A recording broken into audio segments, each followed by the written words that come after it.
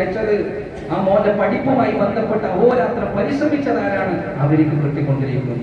ആ മോന്റെ ഉപ്പാക്കും ഉമ്മാക്കും ഉപ്പാപ്പാക്കും എല്ലാം കിട്ടിക്കൊണ്ടിരിക്കുന്നു. അല്ലാഹു സുബ്ഹാനഹു വ തആല അങ്ങനെയൊക്കെ നമുക്ക് മരിക്കും അസൂയയോടും അസൂയപ്പെടണം. നമ്മുടെ മരണം കണ്ടിട്ട് മറ്റുള്ളവർ അസൂയപ്പെടുന്ന രീതിയിൽ മരിക്കണോ? എത്ര നല്ല മനുഷ്യൻ, ഇതെല്ലാം എവിടെയാ കൊണ്ടുവെക്കുക? നമ്മൾ സാധാരണ പറയുന്നത് ഇത് എവിടെയാണെല്ലാം കൊണ്ടുവെക്കാൻ. എല്ലാ ലോകം എന്റെ നാട്ടിന്റെ അങ്ങൊന്നും ഇങ്ങൊന്നും ആലിമ്യങ്ങള് ആഫിദീങ്ങള് ഒരുപാട് ആൾക്കാരെ ഇതിനിടക്ക് 2-3 ആഴ്ച മുമ്പ് ഹാഷിം സാഹിബ് എന്ന് പറയുന്ന ഒരാള് തമിഴ്നാട് മരിച്ചു.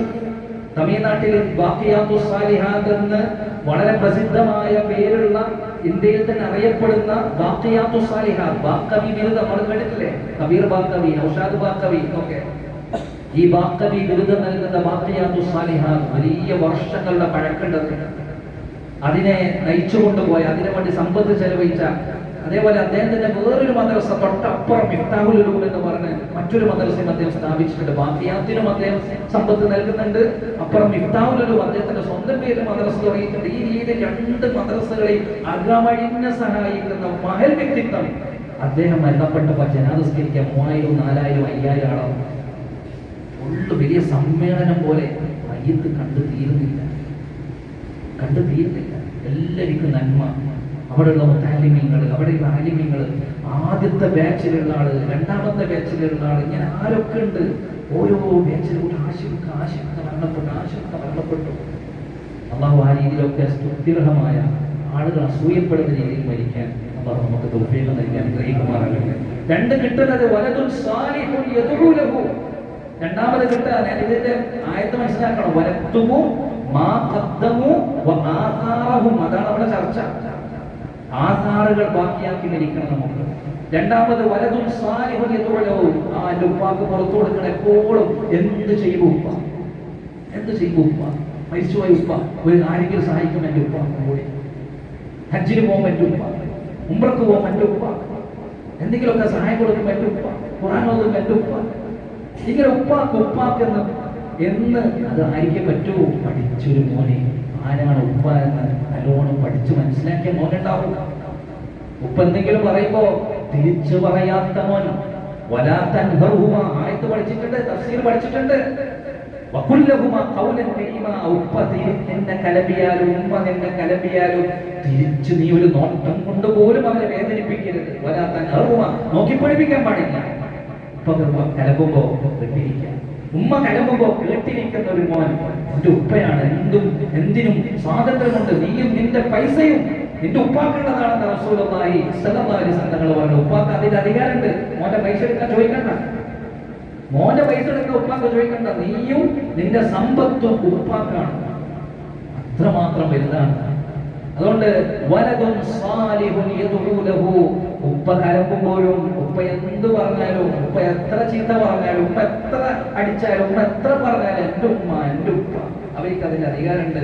ഉമ്മാനോട് വീണ്ടും സ്നേഹിക്കുന്ന ഒരു മോൻ വലതുൻ സാലിഹുൻ. അങ്ങനെ ഉപ്പയും ഉമ്മയും മരിക്കുമ്പോ അല്ലാഹുവേ എൻ്റെ ഉപ്പാക്ക് പുറത്തു കൊടുക്കണം. മയ്യത്ത് വെച്ചുകൊണ്ട് ഉപ്പാക്ക് വേണ്ടി ദുആ ചെയ്യുന്ന ഒരു ഉസ്താദല്ല ദുആ ചെയ്യണേ, തങ്ങളല്ല ദുആ ചെയ്യണേ. ഏത് തങ്ങളായാലും, എത്ര ഉയർന്ന തങ്ങളായാലും തങ്ങളല്ല ദുആ ചെയ്യേണ്ടത്, ഉസ്താദല്ല ദുആ ചെയ്യേണ്ടത്, ഖാദിയല്ല ദുആ ചെയ്യേണ്ടത്. സ്വന്തം മക്കൾ ദുആ ചെയ്യണം. ജനാസയുടെ മുമ്പിൽ വെച്ച് പൊട്ടി കരഞ്ഞുകൊണ്ട് എന്റെ ഉപ്പാക്ക് നീ പുറത്തു കൊടുക്കണേ. അല്ലാഹുവേ എന്റെ ഉപ്പ എനിക്ക് വേണ്ടി സഹിച്ച ത്യാഗങ്ങൾ എന്നെ പഠിപ്പിച്ച് ബിരുദവും ബിരുദാനന്തര ബിരുദവും. ഇന്ന് ഞാൻ വലിയ മഹലിന്റെ ഖതീബാണ്, വലിയ മദ്രസയുടെ എല്ലാമാണ്.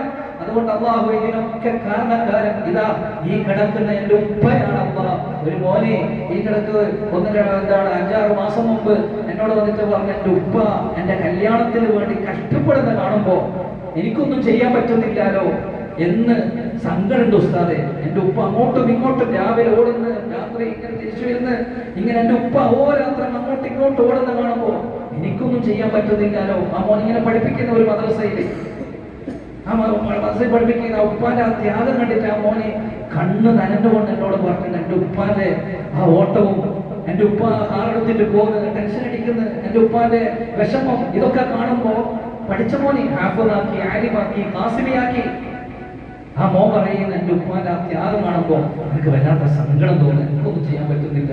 എൻ്റെ ഉപ്പാന്റെ കൂട്ടത്തിൽ പോയിട്ട് എനിക്കൊന്നും ചെയ്യാൻ പറ്റുന്നില്ല. എന്താ ആ മോന്റെ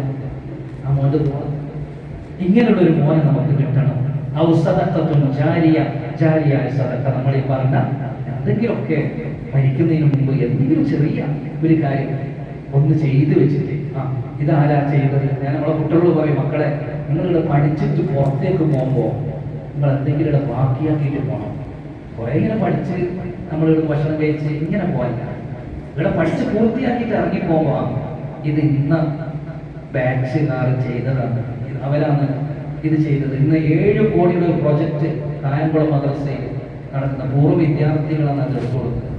7 കോടിയുടെ ബിൽഡിംഗ്, പഠന ഹാള്, ലൈബ്രറി,